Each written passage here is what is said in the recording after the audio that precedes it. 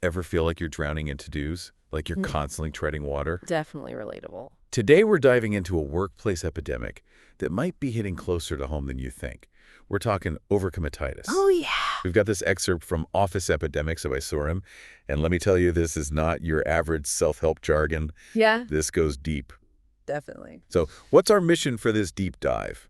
We're going to try to spot the signs of overcommititis, figure out why we do this to ourselves in the first place. Oh, and most importantly, we're going to arm you with some practical strategies to escape that never-ending to-do list. Sound good? Sounds like a plan. Now, what I found really interesting about Suram's take on this is that it's not just about individual responsibility. Right. It's about how our workplaces, the whole company culture, can actually fuel this overcommitment fire. Yeah, it's easy to say, oh, just manage your time better.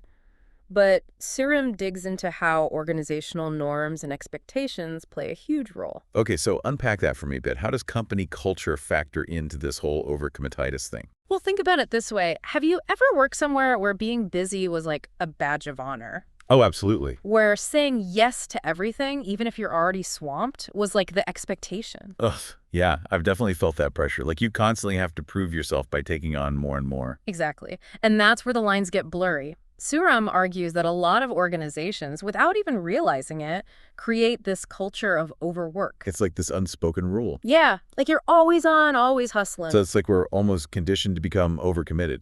In a way, yeah. And that's why it's so important to understand those systemic factors, not just the individual ones. Right, because it's not always just about our own, personal willpower or whatever. Exactly. But before we get too deep into that, let's meet Sanjay, our case study from the book.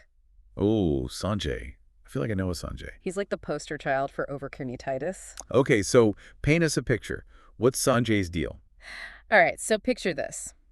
It's Monday morning. Sanjay's inbox is already overflowing. Deadlines, requests, reminders. The usual. Right. And he's got multiple projects on his plate, all screaming for his attention. In there.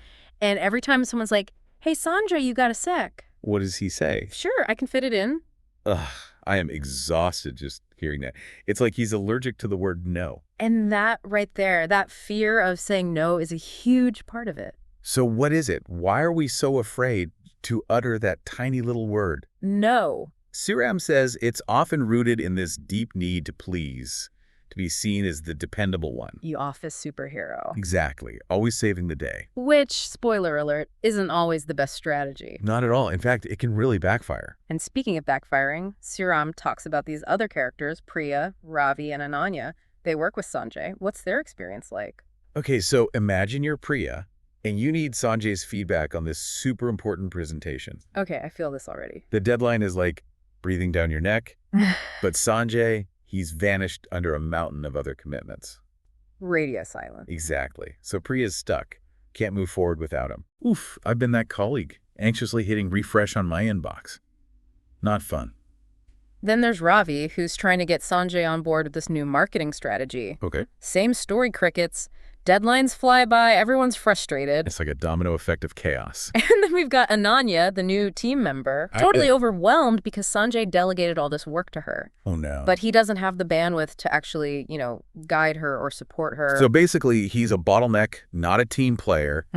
His heart might be in the right place, but he's actually creating mayhem for everyone else. Exactly. And that's a really important point that Suram makes. This isn't just about Sanjay, right? This is about the impact his overcommitment has on the whole team. The ripple effect. Exactly. And it can really tank morale, productivity, the whole 9 yards. Okay, so before we dive into the solutions, because I'm hoping Suram has some good ones, let's talk about the individual stuff. What's going on in our heads that makes us say yes when we're already at our breaking point? Yeah, it's like we've got this yes button glued to our foreheads sometimes. Totally. And Suram digs into the psychology behind that. So what's the deal? Why are we so quick to overcommit, even when every fiber of our being is screaming no? Well, there are a few things at play. One is this fear of missing out. FOMO. Exactly. But it's like professional FOMO. Okay, I've never thought about it like that, but that makes sense. Right. We're constantly bombarded with this message of hustle harder, side hustle, never say no to an opportunity. It's exhausting. It really is. And it makes us feel like if we're not saying yes to everything, we're falling behind. So we end up saying yes to things we don't even really care about. Yes. just because we're afraid to miss out. Okay, so FOMO is definitely a factor. What else is going on in our overcommitted minds? Well, there's the whole people-pleasing aspect. Oh, yeah. A lot of people who overcommit, they're naturally helpful. They want to make others happy. So saying yes is a way to be liked, to be the reliable one. Exactly. And it feels good in the moment. Sure, but then you end up resenting everyone and everything. And that's the thing. It's not sustainable. What about the perfectionism angle? Because Surah mentioned that too, right? Oh, absolutely. For some people, it's all about maintaining this image of control, of being able to handle it all. Which, let's be real, is impossible. Exactly. No one can do it all. And trying to just leads to burnout. Speaking of burnout, what are some of the signs that our overcommitment is actually becoming a problem? Well, Surim has a whole list of red flags. Things like constant fatigue, trouble sleeping, In there. increased irritability, that feeling of always being on. It's like you can never really switch off. Exactly. And that's when you know it's time to hit the brakes. Okay, so it's not just about missed deadlines and feeling overwhelmed. It's about recognizing the impact on our mental and physical health. Absolutely. And that's why self-awareness is so crucial. So how do we do that? How do we become more self-aware?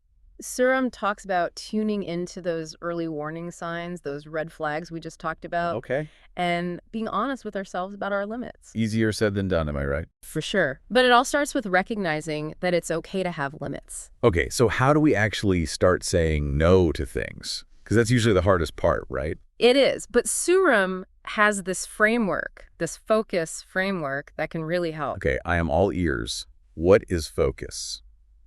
So the F stands for focus on priorities. Makes sense. It's about identifying your big goals and then being ruthless about cutting out anything that doesn't align. Oh, that's tough. Right.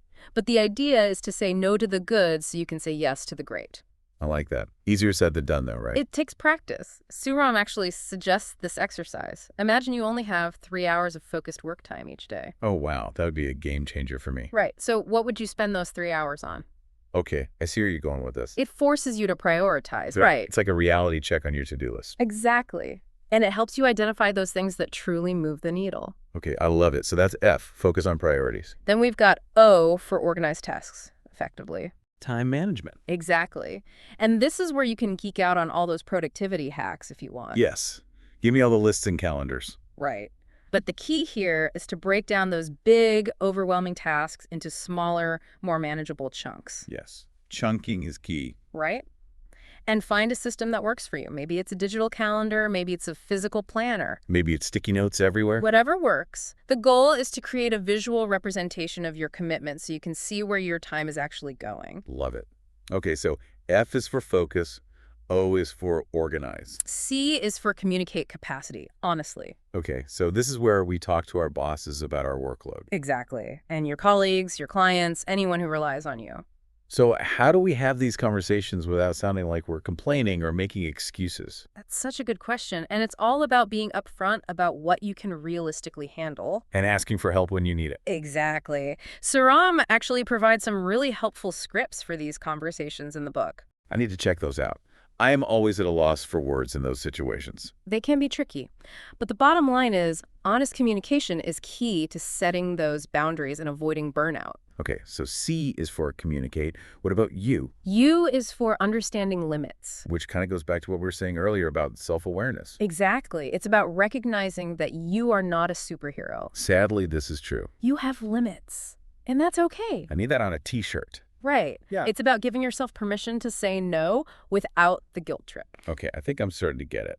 So we've got F for focus, O for organize, C for communicate, U for understanding limits. That brings us to S. S is for say no when necessary. Which seems obvious. Right. But it's often the hardest step. Because saying no can feel so confrontational, like you're letting people down. Exactly. But here's the thing. Saying no to one thing often means saying yes to something else. Yes. Yes to your sanity, to your free time, to actually getting things done. Exactly. It's about making conscious choices about how you spend your time and energy. Okay, so we've got the Photius framework, our roadmap out of Overcommititis. Exactly. It's about taking control of your workload and your well-being. Love it. But how does this actually play out in real life? Can we go back to Sanjay and see how he could use these principles?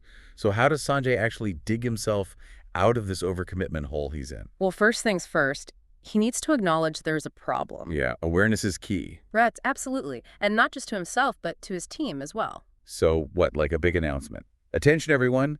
Sanjay's an overcommitter. No, not quite. More like, hey, everyone, I'm committed to doing my best work, but I've realized I've taken on a bit too much lately. Okay, so be honest and upfront. Exactly. And then he could say something like, I'm working on prioritizing and streamlining my workload, so bear with me. That would go a long way. Just acknowledging the issue can really ease the tension. For sure. And once he's done that, he can start implementing that FOPIUS framework we talked about. So prioritizing like crazy, breaking down those monster tasks. Exactly. And most importantly, learning to say no without feeling like he's letting everyone down. Which, as we both know, is easier said than done. It takes practice, but the book actually has some helpful phrases he can try. Oh, like what? Instead of a flat-out no, he could say something like, hey, I'm swamped right now, but I could take a look at that next week. Would that work? Okay, so offering alternatives, buying himself some breathing room. Exactly. Or he could say, I wouldn't be the best person for that right now, but I know someone else who might be able to help. It's about managing expectations, right?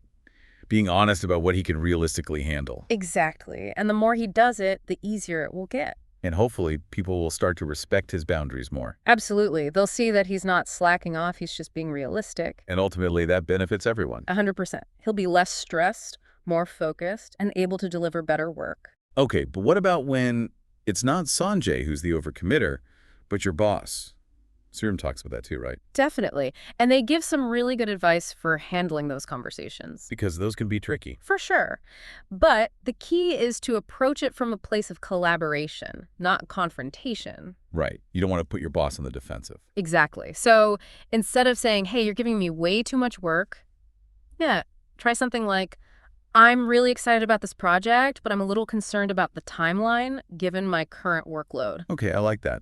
It's less about blaming and more about problem solving. Exactly. And then you can offer some solutions like, could we maybe prioritize tasks or streamline the process a bit? So you're showing initiative, but also setting those boundaries. Exactly. It's a fine line, but it's an important one to master. Absolutely. And I think that's a great takeaway from this whole conversation. It's about finding that balance, right? Yes. Between being a team player and protecting your own well-being. And recognizing that saying no isn't selfish. It's an act of self-preservation. And sometimes it's the key to unlocking even greater opportunities down the line. So true. Well, on that note, we're about out of time. But before we go, I want to leave our listeners with this. What's one thing you can say no to today to create space for something that truly matters? Until next time, thanks for joining us on this deep dive into overcommititis.